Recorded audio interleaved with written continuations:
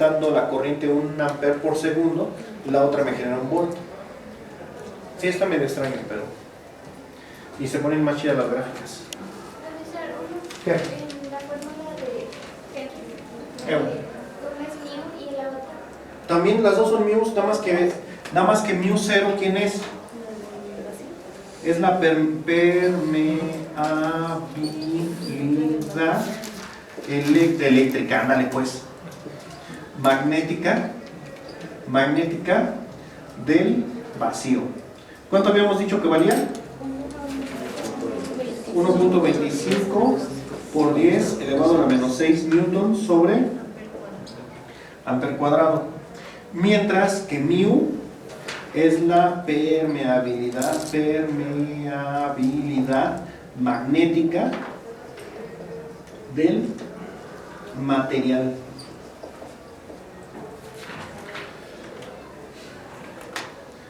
¿Qué es la permeabilidad magnética? Pues va haciendo lo contrario a la resistencia.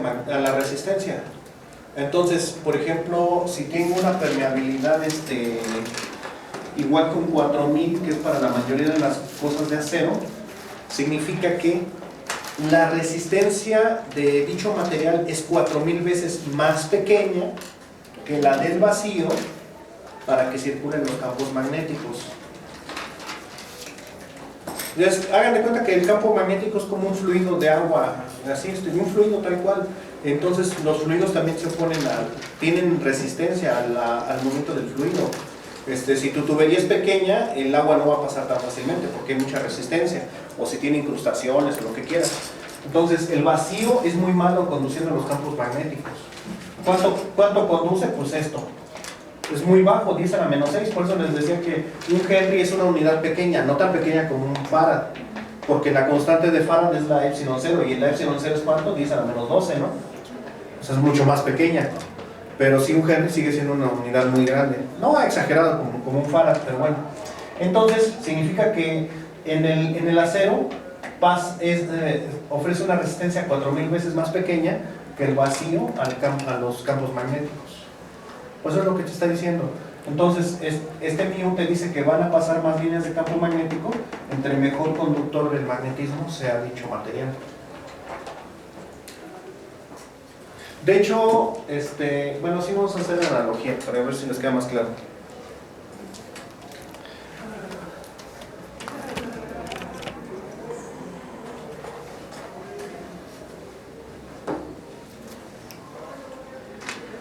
¿Se acuerdan que al inicio de la clase les puse el campo magnético así en cargas? Y que yo agarraba y por ejemplo aquí ponía el multímetro. Aquí ponía el multímetro y veía no sé, aquí nada más llega 1 volt. Nada más llega 1 volt a esta distancia R.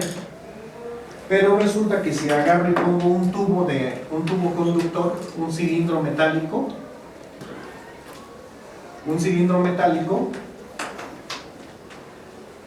esta línea de campo que es muy intensa puede penetrar a través del conductor y aquí ya la detectaría, y entonces al momento de que yo pongo el multímetro aquí, ya no me dio 1 volt, a lo mejor viendo 100 volts, porque el metal, en general todos los metales conducen muy bien el campo magnético, el campo eléctrico.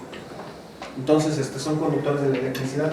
Pues pasa exactamente lo mismo. Si yo aquí tengo un polo norte, un polo sur, y aquí mido el beta, si está así en el puro aire, si nada más está así en el puro aire, a lo mejor aquí llega, ¿cuánto les gusta? 0.001 teslas, algo así o menos. Pero si agarro y pongo un pedazo de metal, que les gusta algo de metal que tenga forma fácil de identificar, otra varilla. Bueno, otra varilla metálica.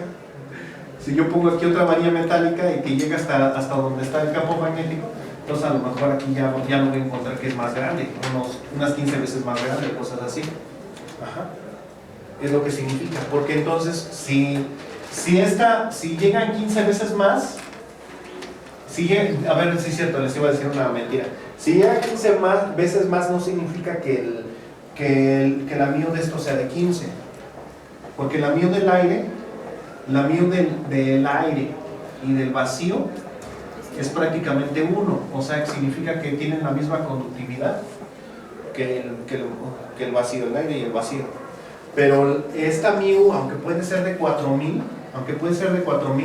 no implica que lleguen 4000 veces más. No vayan a creer en ese error, yo lo creí, yo lo pensé y no es cierto. Ya hasta que hice los experimentos vi que varía mucho dependiendo la forma del material, cuántas líneas agarras, y en realidad nada más aumenta el factor como unas 10-20 veces. No te aumenta mucho la inductancia, así que digamos, eso lo vamos a ver sobre los ejercicios. Hay muchas fórmulas para calcular la inductancia. Entre ellas está, por ejemplo, las fórmulas de Okazaki.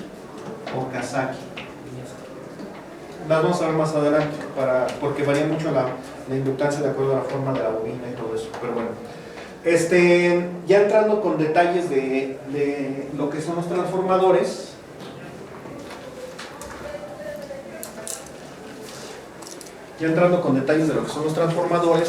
Lo vamos a observar lo siguiente.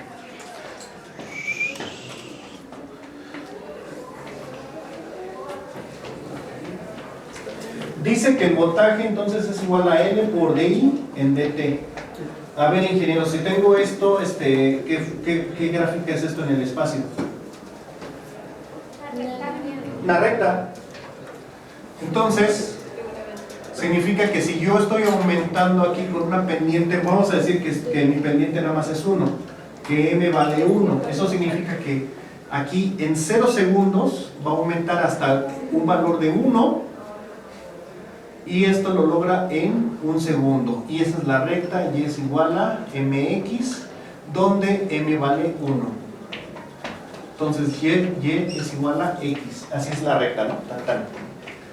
Entonces, esta sería la bobina primaria. Si yo grafico aquí lo que es la secundaria, la que está del otro lado. Bueno, este es el núcleo de fierro, aquí está una bobina y aquí está la otra. Esta es la bobina 1, esta es la bobina 2. Ahora mejor A y B. Entonces esta es la bobina A. Y vamos a ver qué pasa en la bobina B.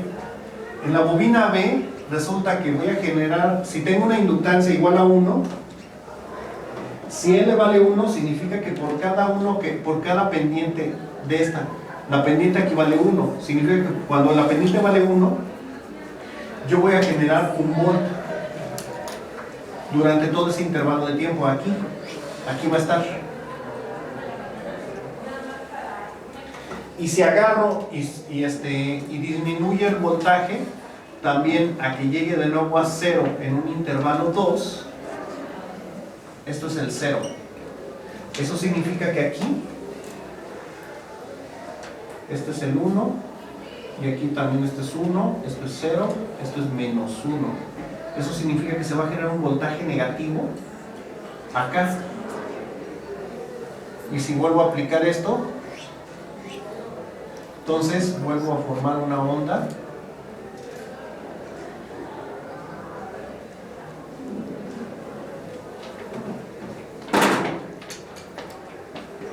Si tú introduces una función así como diente de sierra, no está pasando por 0, o sea, nada más llega hasta 0, pero no pasa debajo del 0, nada más llega a 0.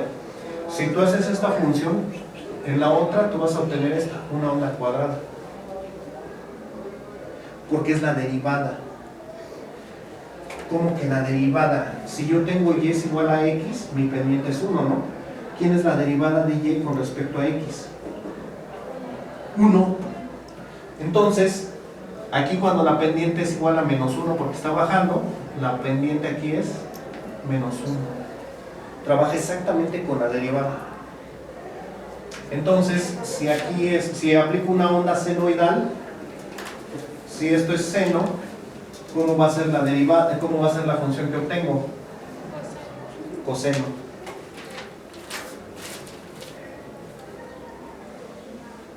Si este es seno, esta va a ser coseno. Y entonces también, si mi función y es igual a x, ¿no es cierto? Y es igual a 5, por ejemplo, ¿quién es de y en de x? ¿Quién es? 0.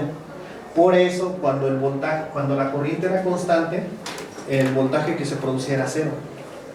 O sea que si yo tengo este sistema, este es el 0 y mi corriente es así, constante, entonces en la otra voy a obtener 0. Eso es lo que significa.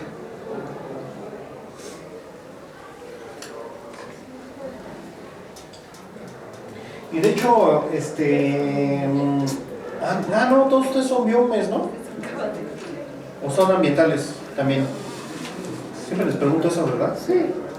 Bueno, ustedes como biomes van a tener que hacer el análisis de las ondas. Entonces, por ejemplo, muchas veces lo que haces es para reproducir la onda senoidal, para reproducir las ondas senoidales, haz de cuenta que tú tienes un generador en tu casa, o bueno, hagan de cuenta que van a ser el generador para un hospital o una compañía o lo que sea. Entonces, esto va a estar dando vueltas como el diagrama, estás generando así. Entonces, la corriente que tú estés dando 60 vueltas en un segundo está bien difícil. Que la tienes exactamente a 60 y que no se te vaya a mover a 50 y tantos, que ni se te pase de 60, así, está muy difícil. Entonces, es más fácil generar la onda eléctricamente con dispositivos electrónicos y no con los mecánicos. Entonces, ¿qué haces? Muchos dispositivos electrónicos como el transistor permiten el paso de la corriente precisamente formando ondas cuadradas. Entonces esto lo vas a descomponer una pequeña onda cuadrada aquí, luego otra pequeña onda cuadrada acá, otra pequeña onda cuadrada acá y así sucesivamente. Y entonces así los aparatos no saben distinguir si se trata de una senoidal o una onda que cuadrada dividida en varias fases.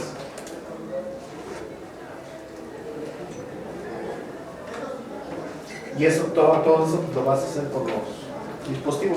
De hecho, eso lo vamos a ver sí, con el transistor. Con un osciloscopio se logra ver perfectamente eso. Entonces, en el osciloscopio, si ustedes meten esto, una onda así, se genera esto. Si metes una senoidal, generas una cosenoidal. Pero, por ejemplo, ¿qué pasa cuando